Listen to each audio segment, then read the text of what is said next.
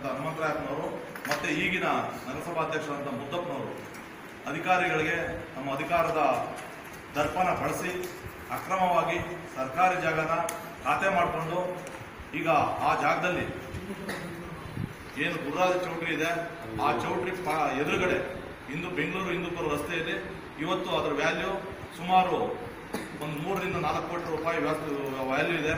ಆ ವ್ಯಾಲ್ಯೂ ಇರತಕ್ಕಂಥ ಜಾಗನ ಅಕ್ರಮ ಖಾತೆ ಮಾಡಿಕೊಂಡು ಈ ಖಾತೆ ಸಹ ದಾಖಲು ಮಾಡಿದ್ದಾರೆ. ಈ ಖಾತೆ ಯಾವ ರೀತಿ ಮಾಡ್ಕೊಂಡಿದ್ದಾರೆ ಅಂದ್ರೆ ನಿಮ್ಗೆ ಸ್ಪಷ್ಟವಾಗಿ ಗೊತ್ತಾಗುತ್ತೆ ನೋಡ್ರಿ. ಈ ಖಾತೆ ಫಾರ್ಮ್ ಮೇಲೆ ಅಧ್ಯಕ್ಷರ ಅಣ್ಣವ್ರದ್ದು ಅಂತೇಳಿ ಮೆನ್ಷನ್ ಮಾಡಿ ಅಷ್ಟು ಪವರ್ ಉಪಯೋಗಿಸಿ ಅವರು ಈ ಖಾತೆನ 7 ದಿನದಲ್ಲಿ ಸಾರ್ವಜನಿಕರು ಅರ್ಜಿ ಕೊಟ್ರೆ 2 ತಿಂಗಳು 3 ತಿಂಗಳು ಕೇಳ್ತಾರೆ. ಇಲ್ದಿದ್ದು ಮೂಲ ದಾಖಲಾತಿಗಳನ್ನ ಕೇಳ್ತಾರೆ. ಅದು ಬೇಕು ಇದು ಬೇಕು ಅಂತ ನೂರಾರು ದಾಖಲಾತಿಗಳು ಕೇಳ್ತಾರೆ. ಸಾರ್ವಜನಿಕರು ನಗರಸಭೆಗೆ ಅಲ್ಲೂ ಸುಸ್ತಾಗಬೇಕು ಆ ನಿಟ್ಟಿನಲ್ಲಿ ಇದು ಮಾಡ್ತಾರೆ. ಆದ್ರೆ ಏನು 22ನೇ ತಾರೀಕು ಅರ್ಜಿ ಸಲ್ಲಿಸ್ತಾರೆ, ಡಿಸೆಂಬರ್ 22, 28ಕ್ಕೆ ಅವ್ರಿಗೆ ಈ ಖಾತೆ ಸಿಗುತ್ತೆ. 28 ಡಿಸೆಂಬರ್ 7 ದಿನಕ್ಕೆ ಅಲ್ಲಿ ಬಂದಿರತಕ್ಕಂಥ ಈಗಿನ ಪೌರಾಯುಕ್ತರಾಗ್ಲಿ, ನಗರಸಭೆ ಕಂದಾಯ ಅಧಿಕಾರಿಗಳಾಗ್ಲಿ, ಬಿಲ್ ಕಲೆಕ್ಟರ್ಗಳಾಗಲಿ ಯಾರು ಸಹ ಸ್ಪಾಟ್ಗೆ ಹೋಗಿ ಈ ಜಾಗ ವೆರಿಫಿಕೇಶನ್ ಮಾಡೋದಿಲ್ಲ, ಏನೂ ಇಲ್ಲ. ಬರೀ ಅಧ್ಯಕ್ಷರು ಇಲ್ಲಿ ಫೈನಲ್ ಬರ್ಬಿಟ್ರು, ಅಧ್ಯಕ್ಷರ ಅಣ್ಣಂದು ಅಂತ ಹೇಳಿ ಬರೆದ್ರು, ಮೂವ್ ಮಾಡಿದ್ರು. 7 ದಿನದಲ್ಲಿ ಈ ಖಾತೆನ ಸರ್ಕಾರಿ ಜಾಗನ ಈ ಖಾತೆ ಮಾಡಿದ್ದಾರೆ. ಅದಕ್ಕೆ ಸಂಪೂರ್ಣವಾದಂತಹ ದಾಖಲಾತಿಗಳನ್ನ ನಾವು ನಿಮ್ಮ ಮುಂದೆ ಕೊಡ್ತಾ ಇದ್ದೇವೆ. ಜೊತೆಗೆ ಈಗ ಈ ಖಾತೆ ಮಾಡಿರ್ತಕ್ಕಂಥ ಜಾಗದಲ್ಲಿ ನಮ್ಮ ನಗರಸಭೆ ಬೋರ್ವೆಲ್ ಇದೆ. ನಾವು ಪಬ್ಲಿಕ್ಗೆ ಸಾರ್ವಜನಿಕರಿಗೆ ನಗರಸಭೆ ಬೋರ್ವೆಲ್ ನೀರನ್ನ ಸಹ ಕೊಡ್ತಾ ಇದ್ದೇವೆ. ಇವರು ಆ ಅನುಮತಿನೂ ತಗೊಂಡೆ. ಜೊತೆಗೆ ನಮ್ಮ ನಗರಸಭೆ ಬೋರ್ವೆಲ್ ಇದ್ರೆ 300 ಅಡಿ ಡಿಸ್ಟೆನ್ಸ್ ಇಟ್ಕೊಂಡು ಬೋರ್ ಹಾಕ್ಸ್ಬೇಕು. ಇನ್ನೊಬ್ರು ಹಾಕ್ಸ್ಬೇಕಾದ್ರೆ ಅದು ಹಾಕ್ಸ್ಬೇಕಾದ್ರೂ ಸಹ ಪರ್ಮಿಷನ್ ತಗೋಬೇಕು. ಯಾವುದೇ ರೀತಿ ಪರ್ಮಿಷನ್ ತಗೊಂಡಿಲ್ಲ. ಅದಕ್ಕೆಲ್ಲಾನು ಪೂರಕ ದಾಖಲಾತಿಗಳನ್ನ ನಾವು ತಗೊಂಡಿದ್ದೇವೆ. ಪರ್ಮಿಷನ್ ತಗೊಂಡನೆ ಅಕ್ರಮವಾಗಿ ಬೋರ್ವೆಲ್ ಹಾಕಿಸಿ ಸಾರ್ವಜನಿಕ ಖಾಸಗಿಗೆ ನೀರನ್ನ ಮಾರಾಟ ಮಾಡ್ತಾ ಇದ್ದಾರೆ. ನಗರಸಭೆ ಬೋರ್ವೆಲ್ ಪಕ್ಕದಲ್ಲಿ ಯಾವುದೇ ಬೋರ್ವೆಲ್ ಕರಿಬಾರ್ದು ಅಂತ ಆದೇಶ ಇದೆ. ಆದ್ರೂ ಸಹ ಅದನ್ನೆಲ್ಲ ಉಲ್ಲಂಘಿಸಿ ಇವರು ಅಧ್ಯಕ್ಷ ಆದ್ಮೇಲೆ 4 ತಿಂಗಳಲ್ಲಿ ಹಿಂದಿನ 4 ತಿಂಗಳ ಅವಧಿಯಲ್ಲಿ ಈ ಒಂದು ಬೋರ್ವೆಲ್ ಹಾಕಿಸಿ ಖಾಸಗಿಯವರಿಗೆ ಪ್ರತಿದಿನ ಒಂದು 150ರಿಂದ 200 ಟ್ಯಾಂಕರ್ ನೀರು ಮಾರಾಟ ಮಾಡ್ತಾ ಇದ್ದಾರೆ. ಟ್ರೇಡ್ ಲೈಸೆನ್ಸ್ ಇಲ್ಲ, ಮತ್ತೊಂದಿಲ್ಲ, ಏನೂ ಇಲ್ಲ, ಎಲ್ಲ ಮಾಡ್ತಾ ಇದ್ದಾರೆ. ಇದ್ರ ಬಗ್ಗೆ ನಾವು ನಿನ್ನೆ PID ನಂಬರ್ ಈ ಖಾತೆ ಮಾಡಿದಾರಲ್ಲ, ಆ ಈ ಖಾತೆ ಮಾಡಿರ್ತಕ್ಕಂಥ PID ನಂಬರ್ ಆಮೇಲೆ ಸಾಕಷ್ಟು ಮೂಲ ದಾಖಲಾತಿಗಳನ್ನ ನಾವು ಪರಿಶೀಲನೆ ಕೊಡ್ಬೇಕಾಗತ್ತೆ. ನಮ್ಮ ದಾಖಲೆ ಹೆಂಗ್ ಬಂತು, ಆ ಆಸ್ತಿ ಹೆಂಗ್ ಬಂತು ನಮಗೆ ಅನ್ನೋದನ್ನ ತೋರಿಸ್ಬೇಕಾಗುತ್ತೆ. ಕ್ರಯಪತ್ರ ಅಥವಾ ದಾನಪತ್ರ ಬಂತ ಯಾವ ರೀತಿ ಬಂತು ಅಂತ ತೋರಿಸ್ಬೇಕಾಗುತ್ತೆ. ಆದ್ರೆ ಯಾವುದೇ ದಾಖಲಾತಿಗಳು ತೋರಿಸ್ತೀರಾ, ಬರೀ MR19 ಖಾತೆಯಲ್ಲಿ 93-94ರಲ್ಲಿ ಒಂದೇ ಒಂದು ಖಾತೆ ಇಲ್ಲಿ ಹೆಸರು ತೋರಿಸಿದ್ದಾರೆ. ಆರ್ ಜಗನ್ನಾಥನ್ ಅವರು ಮೂಲ ಖಾತೆದಾರರು. 30-40 ಅದ್ರ ಮೆಜರ್ಮೆಂಟ್. ಇವರು ಆ ಮೂಲ ಖಾತೆದಾರನ್ನ ಪಕ್ಕಕ್ಕಿಟ್ಟು 35/1 ಅಂತೇಳಿ ಮಾಡ್ಕೊಂಡು ಮಾಡ್ಕೊಂಡು ಅವರ ಮುದ್ದಪ್ಪನವರ ಹೆಸರಿಗೆ ಈ ಬುಕ್ಕಲ್ಲಿ MR19 ಖಾತೆ ತಂದ್ಬಿಟ್ಟು ದಾಖಲೆ ಮಾಡಿದ್ದಾರೆ. ಈ ದಾಖಲೆ ಪ್ರಕಾರ ಈ ಖಾತೆ ಮಾಡಿದೀವಿ ಅಂತ ನಮ್ಮ ರೆಕಾರ್ಡ್ ಅಲ್ಲಿ ತೋರಿಸಿದ್ದಾರೆ. ಯಾವುದೇ ಕ್ರಯಪತ್ರ ಇಲ್ಲ, ಇವ್ರು ಹೆಂಗ್ ಬಂತು ಅಂತ ಇಲ್ಲ, ಏನೂ ಇಲ್ಲ. ನಾವು ಸುಮಾರು 1970ರಿಂದ ನಾವು EC ತೆಗೆದಿದ್ದೇವೆ. ಯಾವುದೇ ಇವ್ರಿಗೆ ನಾವು ನಮ್ಮ ಸ್ವಂತ ದುಡ್ಡಲ್ಲಿ ನಾವು ಈ ದಾಖಲೆಗಳು ತೆಗೆದುಕೊಳ್ಳೋ 34,000 ರೂಪಾಯಿ ನಾವು ದುಡ್ಡು ಖರ್ಚು ಮಾಡ್ಕೊಂಡು ನಾವು ತೆಗೆದಿದ್ದೇವೆ. ಸ್ಟಿಲ್ ಡೇಟ್ ಅವರು EC ತೆಗೆದಿದ್ದೇವೆ.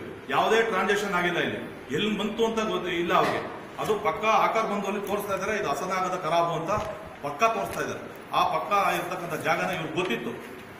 ಈ ಖಾತೆ ನಂಬರ್ ಮಾಡ್ಕೊಂಡಿದಾರಲ್ಲ, ಈ ಖಾತೆ ನಂಬರ್ ವಾಸ್ತವವಾಗಿ ಕೃಷ್ಣಮೂರ್ತಿ ಹೋಟ್ಲು ಬರುತ್ತಲ್ಲ ಸ್ಕೌಟ್ ಕ್ಯಾಂಪ್ ರೋಡಲ್ಲಿ, ಅಲ್ಲಿ ಬರುತ್ತೆ.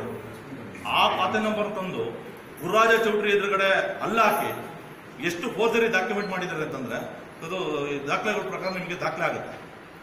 ಎಲ್ಲಾನು ಈ ಜಿಲ್ಲಾಧಿಕಾರಿಗಳು ಕೊಟ್ಟಿದ್ದೇವೆ, DMA ಕೊಟ್ಟಿದ್ದೇವೆ, ಎಲ್ಲರೂ ಕೊಟ್ಟಿದ್ದೇವೆ ದಾಖಲಾತಿಗಳನ್ನ.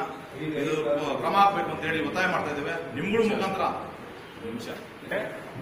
HM Babureddy, DM Babureddy, son of H Muniyappa Reddy ಅಂತ ಸೇಮ್ ಖಾತೆ ನಂಬರ್ಗೆ 36-35/1, 36-35/1, 28-81/1 ಅಂತೇಳಿ 98-99ನೇ ಸಾಲಲ್ಲಿ ಅವ್ರು ಇಕ್ಕಿದ್ದಾರೆ. ಅದಾದ ನಂತರ ಚಾಲ್ತಿ ಸಾಲಿಗೆ ಅವ್ರ ಅಣ್ಣ ಅವ್ರ ಹೆಸರು ತಂದು ರಿಜಿಸ್ಟರ್ ಕ್ರಯಪತ್ರದ ನೋಂದಣಿ ಆಧಾರದಂತೆ ಅಂತೇಳಿ ಇಲ್ಲಿ ಕಮಿಷನರ್ ಯಾರು ಸೈನ್ ಹಾಕಿದ್ದಾರೆ ಅಂತ ಗೊತ್ತಿಲ್ಲ, ಕಮಿಷನರ್ ಅಂತ ನಾನು ಅನ್ಕೊಂಡಿದ್ದೀನಿ. ರಿಜಿಸ್ಟರ್ ಕ್ರಯಪತ್ರದ ನೋಂದಣಿ ಪ್ರಕಾರ ಅಂತ ಮಾಡಿದ್ದಾರೆ. ಆದ್ರೆ ಇಲ್ಲಿ ದಾನಪತ್ರ ಅಂತ ಮಾಡಿದ್ದಾರೆ. ಇಲ್ಲಿ ಪುಸ್ತಕದಲ್ಲಿ ರಿಜಿಸ್ಟರ್ ಕ್ರಯಪತ್ರ ಅಂತ ಮಾಡಿದ್ದಾರೆ, ಇದರಲ್ಲಿ ದಾನಪತ್ರ ಅಂತ ಮಾಡಿದ್ದಾರೆ. ಈ ಮುದ್ದಪ್ಪ ಯಾರು ಅಂತ ಗೊತ್ತಿಲ್ಲ. ಚನ್ನಬಸಪ್ಪ ಅವರ ಅಪ್ಪ ಪಾಪಣ್ಣ ಈ ರೀತಿ ಕೊಟ್ಟಿ ದಾಖಲೆ ಸೃಷ್ಟಿ ಮಾಡಿದ್ದಾರೆ.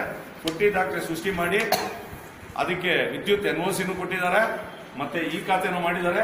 ಒಬ್ಬ ಸಾರ್ವಜನಿಕ ನಗರಸಭೆಗೆ ಅರ್ಜಿ ಕೊಟ್ರೆ ಕನಿಷ್ಠ 30 ರಿಂದ 45 ದಿವಸ ತಗೊಂತಾರೆ ಈಗಿನ ಅವಧಿ ಒಳಗೆ ಈ ಖಾತೆ ಮಾಡಕ್ಕೆ. ಆದರೆ ಮಾನ್ಯ ಅಧ್ಯಕ್ಷರದು ಟೋಟಲ್ 8 ಪ್ರಾಪರ್ಟಿ 6 ದಿವಸದಲ್ಲಿ ಈ ಖಾತೆ ಆಗಿದೆ. ಅದರಲ್ಲಿ ಇನ್ನೊಂದೇನು ಅಂದ್ರೆ ಜನಸಾಮಾನ್ಯ ಬಂದು ಕಂದಾಯ ಇವ್ರೇನ್ ಮಾಡಿದ್ದಾರೆ, ಕಂದಾಯ ಜನಸಾಮಾನ್ಯ ಹೋದ್ರೆ ಕಂದಾಯ ನೀನು ಅಷ್ಟು ವರ್ಷಕ್ಕೆ ಕಟ್ಟಬೇಕು, ಇಷ್ಟು ವರ್ಷಕ್ಕೆ ಕಟ್ಟಬೇಕು ಅಂತಾರೆ. ಮಿನಿಮಮ್ 5 ವರ್ಷ, ಮಿನಿಮಮ್ 5 ವರ್ಷ ಕೊಡಬೇಕು ಅಂತಾರೆ. ಆದ್ರೆ ಮಾನ್ಯ ಅಧ್ಯಕ್ಷರು 14-15, 15-16, 16-17 3 ವರ್ಷದ ಒಂದು ಏನು ಕಂದಾಯ ಕಟ್ಟಿ ಮಾಡಿಸ್ಕೊಂಡಿದ್ದಾರೆ ಅಂದ್ರೆ ಇದರಲ್ಲೇ ಅಕ್ರಮ ಗೊತ್ತಾಗೋಗ್ತದೆ. ಯಾಕೆ ಅಂದ್ರೆ 2013ರಲ್ಲಿ ನಮ್ಮಲ್ಲಿ ಖಾತೆ ಆಗಿದ್ರೆ 2013ರಿಂದ ಅವರು ಕಂದಾಯ ಕಟ್ತಾ ಇದ್ರು. ಈಗ ಇದು ಸೃಷ್ಟಿ ಮಾಡಿರೋ ಖಾತೆ ಆಗಿರೋದ್ರಿಂದ ಬರೀ 3 ವರ್ಷದ ಕಂದಾಯ ಕಟ್ಟಿದೆ. ನೀವು ಖಾತೆ ನಿರ್ವಹಣೆ ಮಾಡಬೇಕು ಅಂತ ನಮ್ಗೆ ಆದೇಶ ಬಂದಿದೆ. ಇದರ ಪ್ರಕಾರ ಏನಿದೆ, ಏನೇನು ಕೇಳಿದ್ದಾರೆ ಅದೆಲ್ಲ ಕೊಡಬೇಕು. ಆದರೆ ನಮ್ಮಲ್ಲಿ ಏನೂ ಕೇಳ್ತಿಲ್ಲ, ಖಾತೆ ಮಾಡ್ತೀವಿ.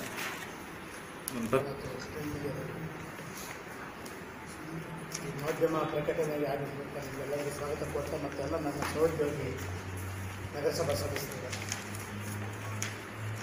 ಇದು ಸುಮಾರು 8 ತಿಂಗಳಾಯಿತು ನಗರಸಭಾ ಆಡಳಿತವನ್ನು ಚುಕ್ಕಾಣಿ ಹಿಡಿದಿದ್ರು. 8 ತಿಂಗಳಲ್ಲಿ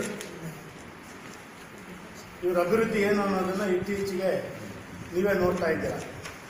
ಒಂದನೇದಾಗಿ ನಾವು ಏನಿವತ್ತು ಭ್ರಷ್ಟಾಚಾರ ವಿರುದ್ಧವಾಗಿ ಹೋರಾಟ ಮಾಡಕ್ಕೆ ಹೊಂಟಿದ್ದೀವಿ, ನಾವು ಆಡಳಿತ ಇದ್ದಾಗೂ ಸಹ ನಾವು ನಮ್ಮ ಆಡಳಿತ ಅಧಿಕಾರಿಗಳ ವಿರುದ್ಧವಾಗಿ ನಾವು ಲೋಕಾಯುಕ್ತಕ್ಕೆ ಅವತ್ತು ಸಹ ನಾವು ದೂರು ಕೊಟ್ಟು ಇಲ್ಲಿ ಆಗಂತ ಅಧಿಕಾರಿಗಳು ಮಾಡೋಂಥ ಅವ್ಯವಹಾರಗಳು ಭ್ರಷ್ಟಾಚಾರದ ವಿರುದ್ಧವಾಗಿ ನಾವು ಧ್ವನಿ ಎತ್ತಿ ಅವತ್ತು ಮೇಲಾಧಿಕಾರಿಗಳಿಗೆ ನಾವೇ ಆಡಳಿತಗಿದ್ದರೂ ಸಹ ನಾವು ಅವತ್ತು ಸಹ ಮೇಲಾಧಿಕಾರಿಗಳಿಗೆ ನಾವು ಕಂಪ್ಲೇಂಟ್ ಮಾಡಿ ಅದಕ್ಕೆ ಕ್ರಮ ತೊಗೊಬೇಕು ಅಂತ ಮಾಡಿದ್ವಿ. ಅವತ್ತು ಸುಮಾರು ನಾವು ಕ್ರಮ ತೊಗೊಬೇಕು ಅಂತ ಹೋರಾಟ ಮಾಡಿ ಲೋಕಾಯುಕ್ತಕ್ಕೆ ಆಗಿನ ಕಾಲದಲ್ಲಿ ಸಾಮಾನ್ಯ ಉಪ ಲೋಕಾಯುಕ್ತರಂತ ಆದಿ ಸಾಹೇಬರಿಗೆ ಕೊಟ್ಟು ನಾವೆಲ್ಲ ಮಾಡೋದಕ್ಕೆ ಸುಮಾರು 2300 ಖಾತೆಗಳು ನಾವು ವಜಾ ಆಯಿತು. ಮತ್ತು ಆಡಳಿತವನ್ನು ಸ್ವಲ್ಪ ಚುರುಕುಗೊಳಿಸಿ ನಮ್ಮ ಆಡಳಿತವನ್ನು ನಾವು ಮಾಡಿದ್ವಿ. ಬಟ್ ಆಡಳಿತದಲ್ಲಿ ಏನೇನು ಸುಧಾರಣೆಗಳು ತಂದಿದ್ದೀವಿ ನಿಮಗೆಲ್ಲ ಭಾಳಷ್ಟು ಗೊತ್ತಿದೆ. ತದನಂತರ ಏನು ಆಡಳಿತ ಬಂದಿದ್ದಾರೆ ಇವರು, ಏನು ಕಾಂಗ್ರೆಸ್ ಇರ್ಬೋದು, BJP ಇರ್ಬೋದು, ನಮ್ಮಲ್ಲಿ JDSನಲ್ಲಿ 2 ಭಾಗ ಆಗಿ ಒಂದು ಭಾಗ ಅವ್ರಿಗೆ ಬೆಂಬಲವಾಗಿ ಕೊಟ್ಟು ಇವತ್ತೇನು ಮಾನ್ಯ ಮುದ್ದಪ್ಪನವರು ಅಧ್ಯಕ್ಷರಾಗಿದ್ದಾರೆ, ಉಪಾಧ್ಯಕ್ಷರು ನಟರಾಜ ಜಯಲಕ್ಷ್ಮವರಾಗಿದ್ದಾರೆ. ಇವ್ರ ಕೂಟ ನೆನ್ನೆ ವಿಚಿತ್ರವಾಗಿ ನಾನು ಮಾಧ್ಯಮದ ಮುಖಾಂತರ ಕೇಳಿಸ್ಕೊಂಡೆ. ಪ್ರೆಸ್ ಮೀಡಿಯಾದಲ್ಲಿ ಅವ್ರು ಹೇಳಿಕೆ ಕೊಟ್ಟಿರೋದು ಅಭಿವೃದ್ಧಿ ಅಂದರೆ ಮುದ್ದಪ್ಪ ಅಂತ ಅಭಿವೃದ್ಧಿ. ಇವೆಲ್ಲ ಈ 3 ಪಕ್ಷಗಳ ಅಂದರೆ JDS ಅರ್ಧ ಭಾಗ, ಕಾಂಗ್ರೆಸ್ ಮತ್ತು BJP ಇವೆಲ್ಲ ಸೇರಿ ಆಡಳಿತ ಮಾಡ್ತಾ ಇರೋ ಕೂಟ ಅಂದರೆ ಭ್ರಷ್ಟಕೂಟ ಆಡಳಿತ ಅಂತ. ಇದಕ್ಕೆ ನಿಜವಾದ ಹೆಸರು ಭ್ರಷ್ಟಕೂಟ. ಯಾಕೆ ಭ್ರಷ್ಟಕೂಟ ಅಂತ ಹೇಳ್ತೀನಿ ಅಂದರೆ, ಮುದ್ದಪ್ಪನಿಗೆ ಬೆಂಬಲ ಕೊಟ್ಟಿರೋರು ಯಾರು ಪಕ್ಷಾತೀತವಾಗಿ ಏನೋ ಮುದ್ದಪ್ಪ ಒಳ್ಳೆ ಉತ್ತಮ ಕೆಲಸ ಮಾಡ್ತಾನೆ ಅಂತಲ್ಲ, ಎಲ್ಲ ಸಹಾಯ ಪಡೆದು ಹಣದ ದುರಾಸೆಗೋಸ್ಕರ ಹಣವನ್ನು ಲಂಚದ ಮುಖಾಂತರ ಪಡೆದು ಅವನಿಗೆ ಬೆಂಬಲ ಕೊಟ್ಟಿರೋದು ಜಗ್ಗಾಗಿರುವಾಗಿ ಎಲ್ಲರಿಗೂ ಗೊತ್ತಿರೋಂಥ ವಿಚಾರ. ಯಾರ್ಯಾರು ಎಷ್ಟೆಷ್ಟು ಮಾರಾಟ ಆದರು, ಯಾರ್ಯಾರು ಎಷ್ಟೆಷ್ಟಿಗೆ ಸೈನ್ ಹಾಕಿದ್ರು, ಯಾರು ಮುದ್ದಪ್ಪನ ಕೈ ಎತ್ತಿದ್ರು ಅಂತ ನಿಮ್ಗೆ ಗೊತ್ತಿದೆ ವಿಚಾರಗಳು. ನಿಜವಾಗೂ ಸೋಜಿಗ ಸಂಗತಿ ಅಂದರೆ ಇದನ್ನು ನಾನು ಮಾನ್ಯ ಶಾಸಕರ ಗಮನಕ್ಕೂ ತಂದಿದ್ದೀವಿ. ಮಾನ್ಯ ಇವತ್ತೇನು ಕೇಂದ್ರದ ರೇಷ್ಮೆ ಮಂಡಳಿಯ ಅಧ್ಯಕ್ಷರಾಗಿದ್ದಾರೆ ಅವ್ರಿಗೂ ಸಹ ಗಮನಕ್ಕಿದೆ. ನೀವುಗಳು ಯಾಕೆ ಕಣ್ಮುಚ್ಕೊಂಡು ಕೂತಿದ್ದೀರಾ? ಇಷ್ಟೊಂದು ಭ್ರಷ್ಟಾಚಾರ. ಮಾನ್ಯ ಶಾಸಕರೇ, ನಿಮ್ಮಲ್ಲಿ ಅಭ್ಯರ್ಥಿಯಾದಂಥ ಮಾನ್ಯ ಬಿಳಿಕೆಂಚಪ್ಪನವರೂಪ 2 ಬಾರಿ ಹಿಂದೆ ಕಳಿಸಿದ್ದೀರಾ ಅವ್ರನ್ನ ಲೋಕಾಯುಕ್ತ ಕಂಪ್ಲೇಂಟ್ ಆಗಿ, ಮತ್ತೆ ಅವ್ರನ್ನ ಕರೆಸಿದ್ದೀರಾ, ತಿರ್ಗಾ ಚೇರಲ್ಲಿ ಕೂಡಿಸಿದ್ದೀರಾ. ಇವತ್ತು ಸುಮಾರು ಇವತ್ತೇನು ಈ ಪ್ರಾಪರ್ಟಿ ವ್ಯಾಲ್ಯೂಬಲ್ ಏನಿದೆ ಸುಮಾರು ಕೋಟಿಗಳು ಬಾಳೋಂಥದ್ದು, ಬೆಂಗಳೂರು ಹಿಂದೂಪುರ ರೋಡಿಂದು ಕೋಟಿಗಳು ಬಾಳೋಂಥದ್ದು. ಇಂಥ ಆಸ್ತಿನೆಲ್ಲ ಲಪಟಾಯಿಸ್ತಿದ್ರೆ ಮುದ್ದಪ್ಪನವ್ರು ಇನ್ನೇನು ಫ್ರೀಯಾಗಿ ಬಂಡವಾಳ ಹಾಕಿದ್ರೆ ನಗರಸಭೆಗೆ ಅಧ್ಯಕ್ಷರಾಗೋದಕ್ಕೆ ಕೋಟ್ಯಾಂತರ ರೂಪಾಯಿ ಖರ್ಚು ಮಾಡಿದ್ದು ಅವ್ರು ಹಾಕಿದ್ದೇ ಉದ್ದೇಶ ಇದಕ್ಕೋಸ್ಕರನೇ.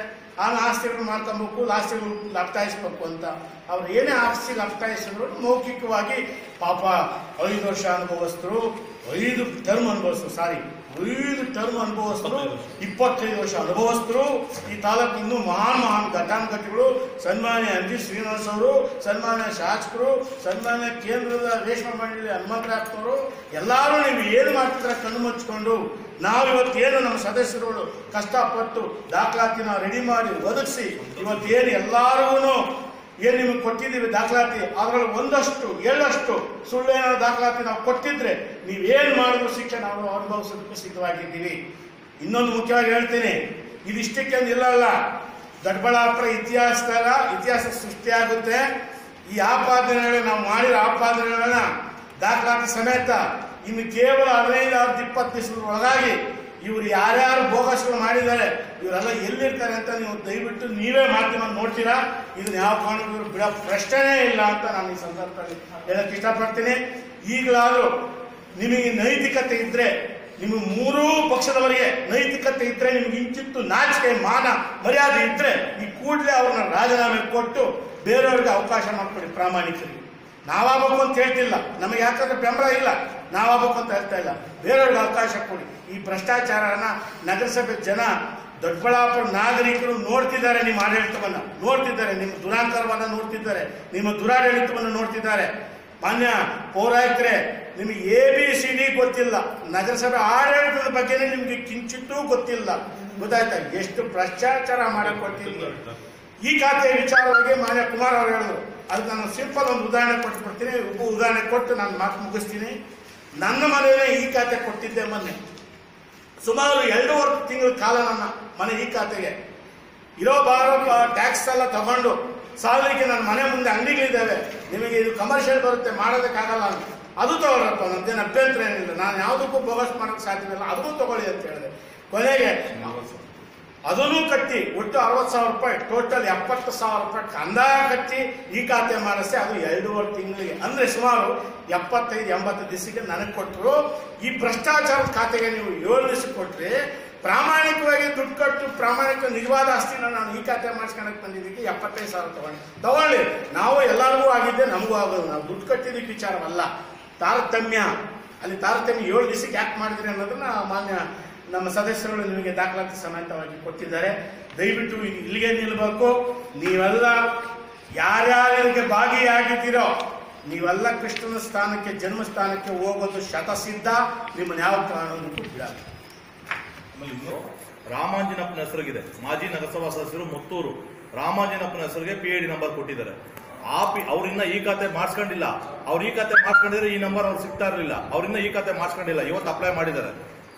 ಅವ್ರ ಈ ಖಾತೆ ಆ ನಂಬರ್ನ ಈ ಪ್ರಾಪರ್ಟಿಗೆ ಹಾಕಿ ಈ ಖಾತೆ ಮಾಡಿದ್ದಾರೆ. ಎಷ್ಟು ಬೋಗಸ್ ಮಾಡಿದ್ದಾರೆ ಲೆಕ್ಕ.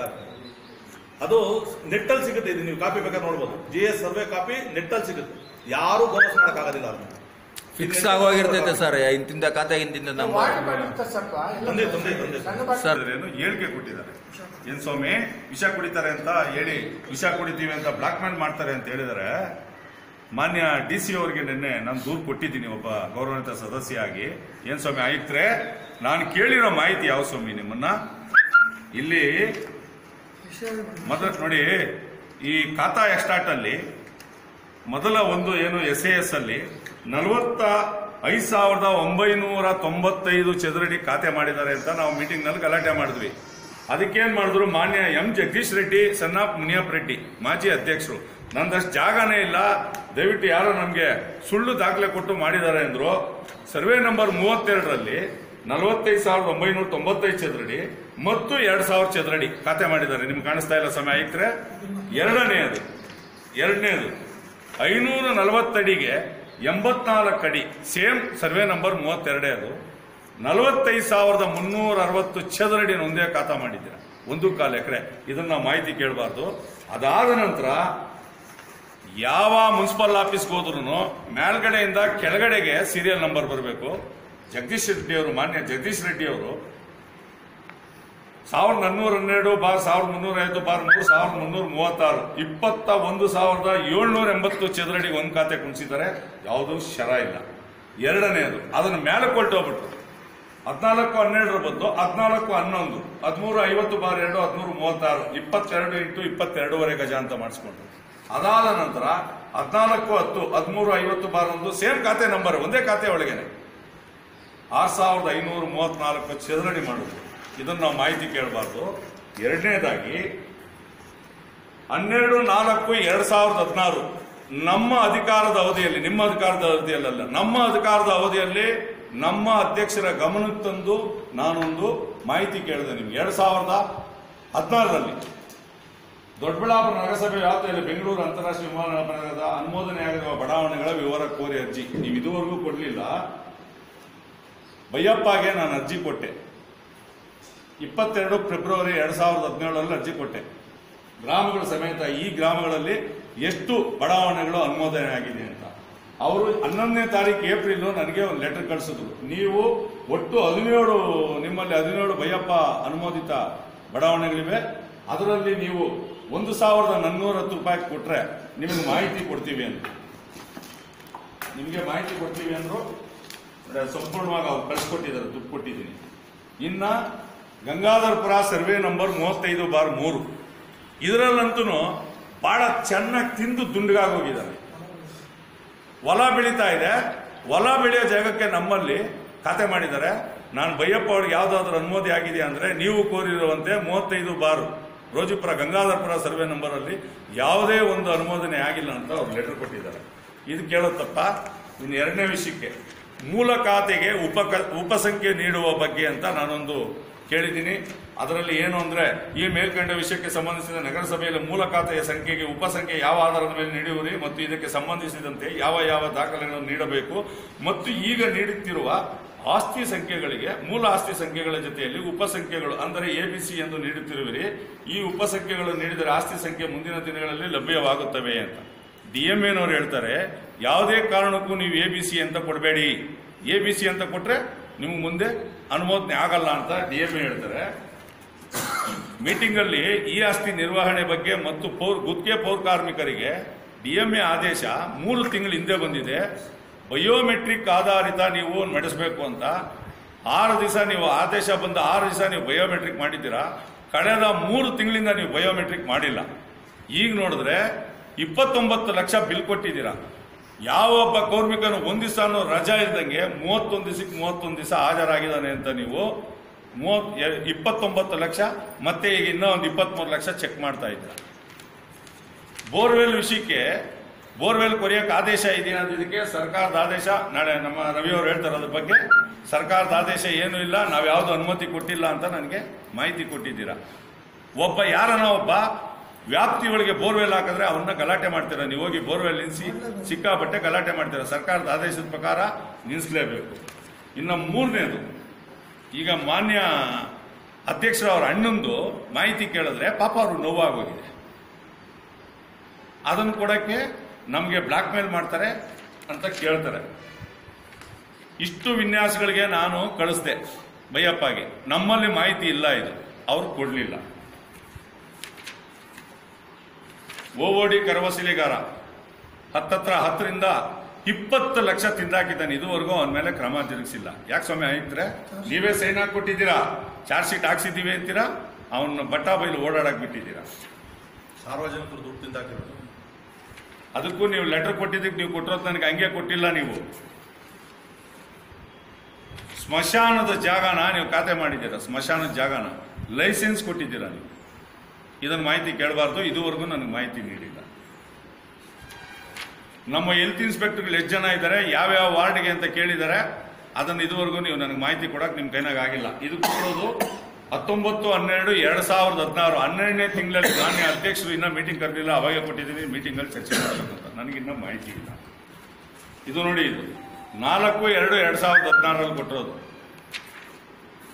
18/10/2016 ಮಾನ್ಯ ಅಧ್ಯಕ್ಷರ ಒಂದು ಉಪಸ್ಥಿತಿಯಲ್ಲಿ ಗಂಗಾಧರಪುರ ಸರ್ವೆ ನಂಬರ್ 35/3 ಮಾಹಿತಿ ಕೋರಿದ್ದೀನಿ ನಾನು. ಏನಂತ, ನೀವೇನು ಕಂದಾಯ ಕಟ್ಸ್ಕೊಂಡಿದ್ದೀರಾ, ಏನು ಬೈಯಪ್ಪ ಅಭಿವೃದ್ಧಿ ಶುಲ್ಕ ಕಟ್ಸ್ಕೊಂಡಿದ್ದೀರಾ, ಮಾಹಿತಿ ಕೊಡ್ರಿ ಅಂದ್ರೆ ಕೊಟ್ಟಿಲ್ಲ.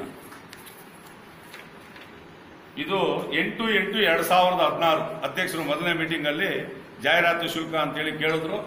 ಈ ಸ್ಥಿರ ಅಸ್ಥಿರ ಜಾಹೀರಾತು ಫಲಕಗಳ ಮಾಹಿತಿ ಕೊಡಿ ಅಂದ್ರೆ ಎಷ್ಟು ಸ್ಥಿರ ಇದೆ ಎಷ್ಟು ಅಸ್ಥಿರ ಇದೆ ಅಂತ ಇದುವರೆಗೂ ನಮ್ಮಲ್ಲಿ ಮಾಹಿತಿ ಇಲ್ಲ.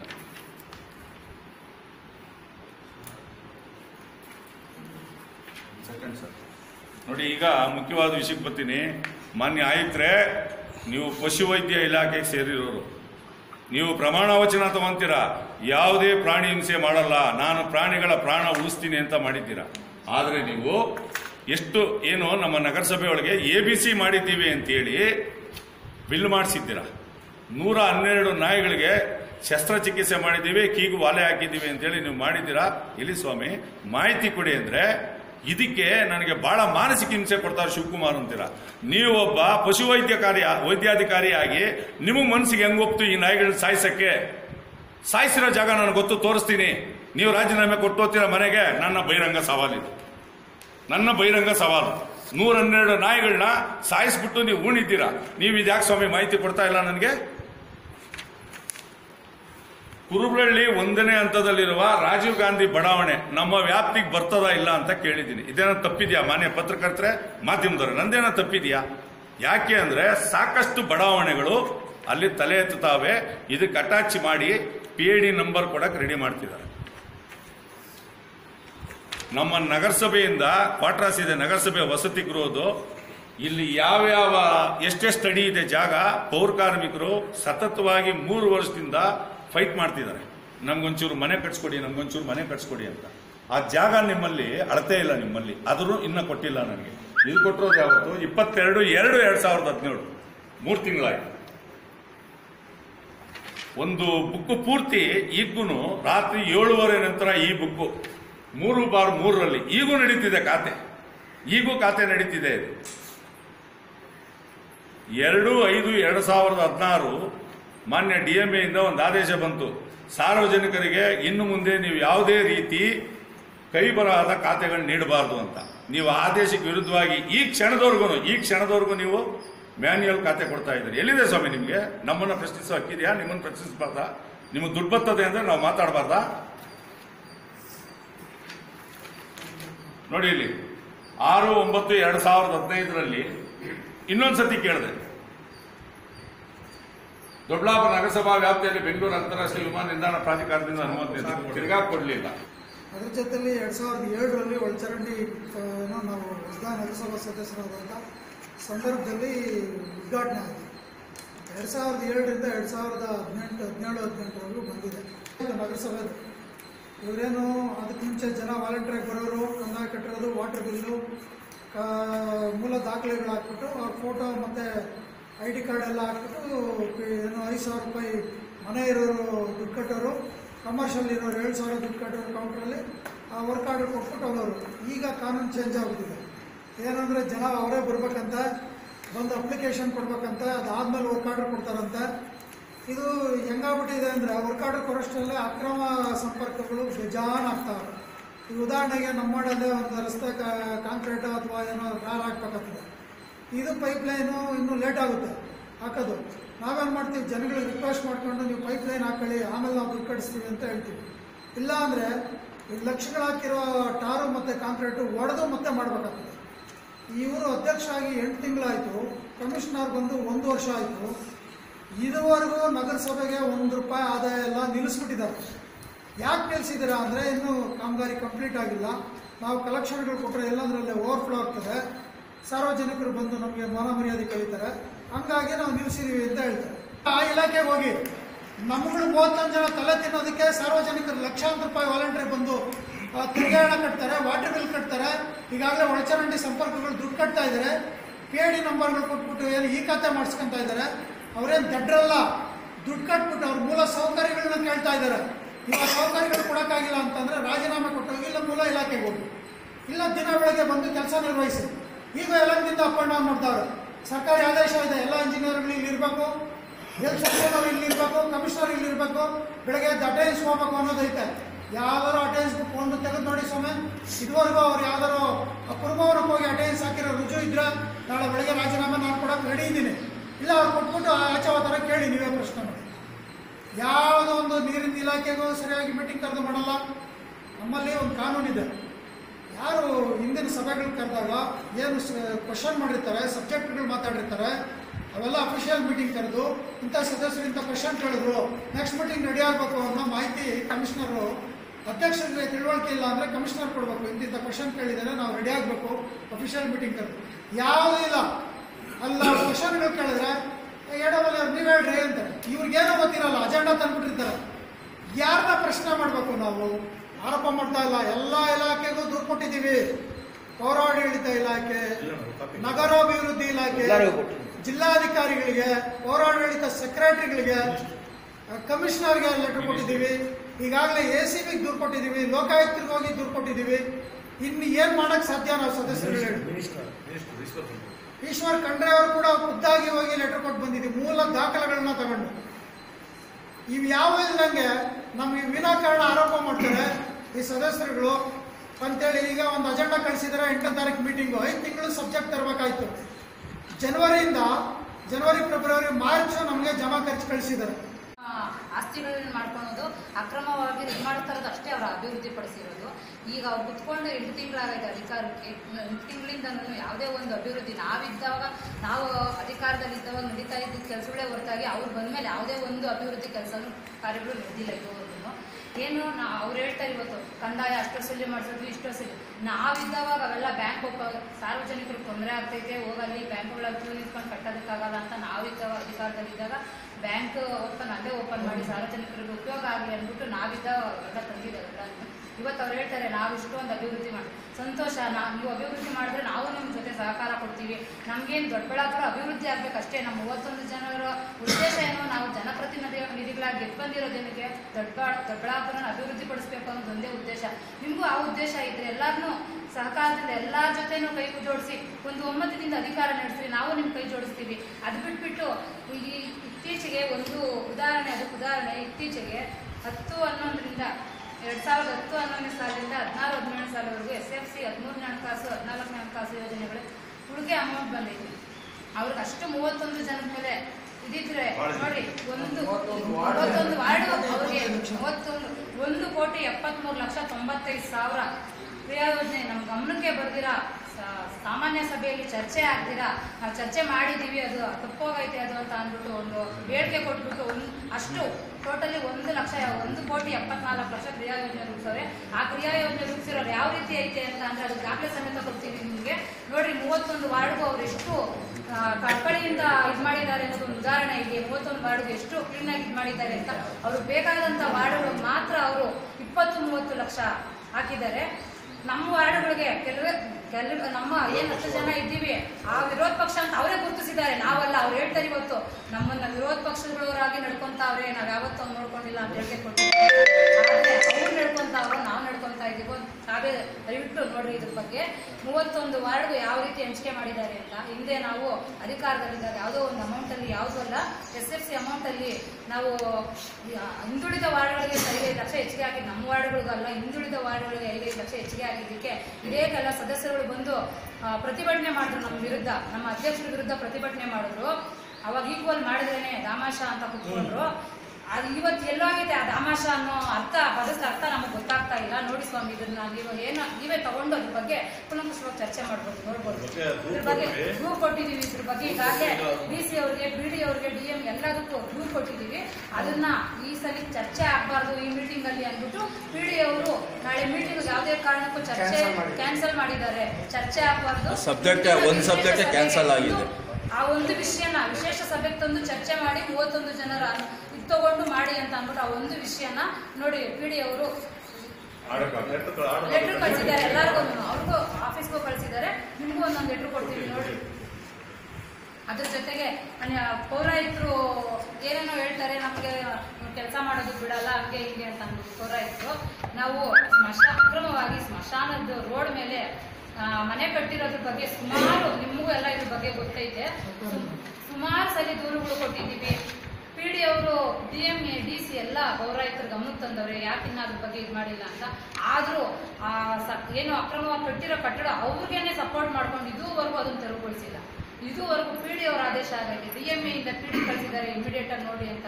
PD ಅವ್ರು ಬಂದು ಸ್ಪಾಟ್ ಇನ್ಸ್ಪೆಕ್ಷನ್ ಮಾಡಿದ್ದಾರೆ, ಆದೇಶ ಮಾಡಿದ್ರು. ಇದುವರೆಗೂ ಅವ್ರಿಗೆ ಸಪೋರ್ಟ್ ಮಾಡ್ಕೊಂಡು ಬರ್ತಾ ಇದ್ದಾರೆ. ಯಾವ ಉದ್ದೇಶ ಇದ್ರ ಬಗ್ಗೆ?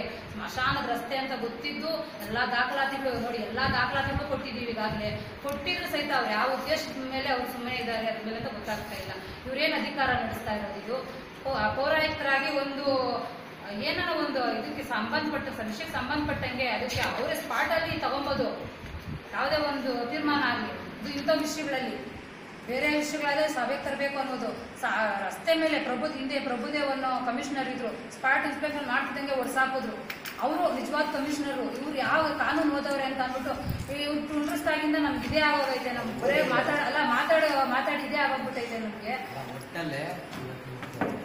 CI ಸೈಟು, ಉದ್ಯಾನವನ ಇವಕ್ಕೆ ಸೈಟ್ಗಳು ಬಿಟ್ಟಿರ್ತಾರೆ. ಅವ್ರನ್ನ ಭೂಮಿ ಮಾಫಿಯಾದೊಂದಿಗೆ ಶಾಮೀಲಾಗಿ ಸಾಕಷ್ಟು ಜನ ಅವ್ರ ಹೆಸರು ಖಾತೆ ಮಾಡ್ಕೊಂಡವ್ರೆ ಮತ್ತು ಅದರ ಮಾರಾಟನ ಮಾಡವ್ರೆ. ಈಗೂ ಖಾತೆಗಳು ಉಳ್ಕೊಂಡು ಬಂದಿದೆ ಅವ್ರ ಹೆಸರುಗಳನ್ನಲ್ಲೇ ನಗರಸಭೆದು. ಆಮೇಲೆ 100 ಎಕರೆ ಕನ್ವರ್ಷನ್ ಇದ್ದ ಲೇಔಟ್ಗಳು, ಅಕ್ರಮ ಲೇಔಟ್ಗಳು ದೊಡ್ಡಬಳ್ಳಾಪುರ ತಲೆ ಎತ್ತಿದೆ ಸರ್. ಅದಕ್ಕೆ ಯಾವುದೇ ಟ್ಯಾಕ್ಸ್ ಕಟ್ಟಿಸ್ಕೊಂಡಲ್ಲ, ಡೆವಲಪ್ಮೆಂಟ್ ಚಾರ್ಜ್ ಇಲ್ಲ, ಯಾವುದೇ ಅಥಾರಿಟಿ ಪರ್ಮಿಷನ್ ಇಲ್ಲ, ಏನೂ ಇಲ್ಲ. ಇದರಿಂದ ನಮ್ಮ ನಗರಸಭೆಗೆ 100 ಕೋಟಿ ರು ಲಾಸ್ ಆಗಿದೆ. ಬರಬೇಕಾಗಿರೋ ಆದಾಯ ಕೋತ ಆಗಿದೆ. ಆಮೇಲೆ ಸರ್ಕಾರಿ ಜಮೀನುಗಳು ದೇಕಲು ಸಾಕಷ್ಟು ಖಾತೆಗಳು ಮಾಡಿದ್ದಾರೆ. ಉದಾಹರಣೆಗೆ ಸರ್ವೆ ನಂಬರ್ಗಳು ಹೇಳ್ತೀನಿ ಸರ್. ರೋಜಿಬರ್ ಸರ್ವೆ ನಂಬರ್ 31, 114, ಸರ್ವೆ ನಂಬರ್ 6 ಕುಂಟೆ ಜಾಗ, ಅದು ಸರ್ವೆ ನಂಬರ್ 10 ಖರಾಬ್ ಜಾಗ, 95 17 ಕುಂಟೆ ಜಾಗ, 35 ಬಾರ್ ವೀರಭದ್ರನ್ ಪಾಳ್ಯದ ಸರ್ವೆ ನಂಬರ್ 6 25. ಇಷ್ಟು ಸರ್ಕಾರಿ ಜಾಗಗಳು ಸರ್. ಇವಕ್ಕೆಲ್ಲ ಖಾತೆಗಳು ಮಾಡಿದ್ದಾರೆ. ಇವನ್ನೆಲ್ಲ ಮಾಹಿತಿ ಕೇಳಿದ್ರೆ ಏನೂ ಕೊಡಲ್ಲ ಸರ್. ಸುಮಾರು 22,000 ಖಾತೆ ಅಕ್ರಮ ಖಾತೆಗಳಿದೆ ದೊಡ್ಡಬಳ್ಳಾಪುರದಲ್ಲಿ. ಖಾತೆಗಳು MR 19 ಖಚಿತವಾಗಿ ಕಟ್ ಅಂಡ್ ರೈಟ್ ಇರಲೇಬೇಕು ಮಾಹಿತಿ. ಯಾರೇ ಕೇಳಿದ್ರು ಮಾಹಿತಿ ತಕ್ಷಣ ಆ MR 19 ಇಷ್ಟು 1000 ಖಾತೆ ಇದೆ, ಅಕ್ರಮ ಖಾತೆಗಳು ಇಷ್ಟಿದೆ ಅಂತ ಹೇಳ್ಬೇಕು. ಇದುವರೆಗೂ ಅವರು ಲೆಟರ್ ಕೊಟ್ಟು 1 ವರ್ಷ ಆಗಿದೆ, ನಾನು ಇದುವರೆಗೂ ಕೊಡ್ತಾ ಇಲ್ಲ ಅವ್ರ ಮಾಹಿತಿ. ಎಲ್ಲ ಕಡೆ ದೂರ್ಕೊಳ್ತೀನಿ, ರಿಮೈಂಡರ್ ಲೆಟರ್ ಬರ್ತಿದ್ದೀನಿ ಕಮಿಷನರ್ಗೆ, ಅದ್ರ ಬಗ್ಗೆ ಮಾಹಿತಿ ಕೊಟ್ಟಿಲ್ಲ. ಲೋಕಾಯುಕ್ತರು ಆರ್ಡರ್ ಮಾಡಿದ್ರು ಸರ್, ಹೊರ ಊರಿನ ನಗರಸಭೆ ವ್ಯಾಪ್ತಿ ಮೀರಿ ಆಗಿರೋ ಖಾತೆಗಳನ್ನ ವಜಾ ಮಾಡ್ರಿ ಅಂತ. 2300 ಕಮಿಷನರ್ ನರಸಿಂಹಮೂರ್ತಿ ಇದ್ದಾಗ ಮಾಡಿದ್ರು ಸ್ವಾಮಿ. ಮಾಜಿ ಜಿಲ್ಲಾಧ್ಯಕ್ಷ BJP ನಾರಾಯಣ ಸ್ವಾಮಿ ಇದು ಅಲ್ಲಿದೆ ಸರ್, ಆ ವ್ಯಾಪ್ತಿ ಆಚೆ ಇದೆ. ಯಾಕೆ ಸ್ವಾಮಿ ಮಾಡಿಲ್ಲ? 300 ಸೈಟು ಸರ್, ಅದ್ರ ದಾಖಲೆ ಕೊಟ್ಟಿದ್ದೇವೆ ಎಲ್ಲ. 300 ಸೈಟು ಸರ್ ಆ ಅಪ್ಪಂದಿರೋದು. ಯಾಕೆ ಸ್ವಾಮಿ ವಜಾ ಮಾಡಲಿಲ್ಲ? ವ್ಯಾಪ್ತಿ ಮೀರಿದೆ. BJP ಅಂತ ಬಿಟ್ರ ನೀವು?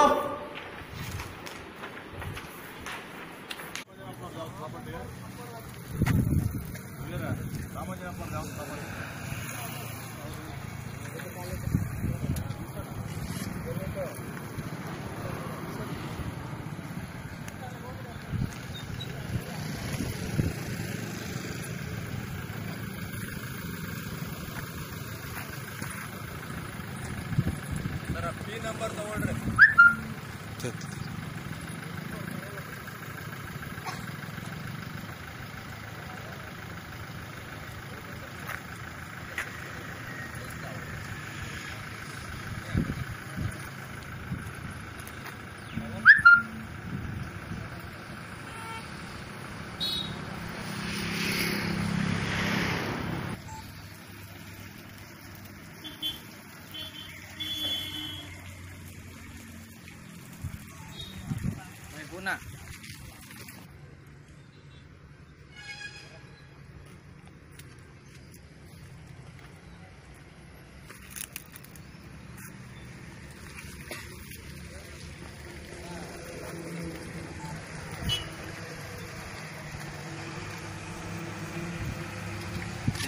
ನನ್ನ ಸರ್ ಬಿಡು, ಹಿಡ್ದೈತೆ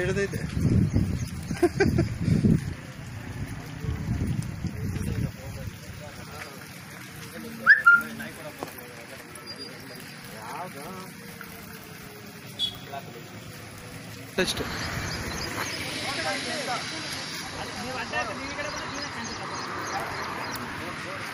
ಗಾಡಿ ಯಾರ್ದು ತೆಗೆದ್ಬಿಡ್ರಿ.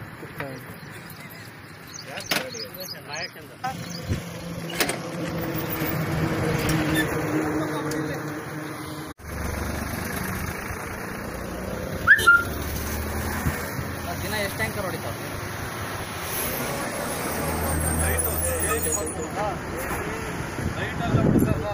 ತೊಟ್ಟಿ ಬೇರೆ ಮಾಡ್ಕೊಂಡು ಕಾಲ್ ಗಂಟೆ ತೊಟ್ಟಿ ತುಂಬಿಸ್ಕೊಂಡು ಕರೆಂಟ್ ಇದ್ರೆ 15 ನಿಮಿಷಕ್ಕೆ ಒಂದು ಅಲ್ಲಿಗೆ ಈ ಬೋರ್ ಕಟ್ಟೆ ಕೋತ ಹೈವೇ ಮಾಡಿದ್ರೆ ಬೋರ್ವೆಲ್ ಹಾಕ್ಸಿ ಮಾಡ್ತಾರ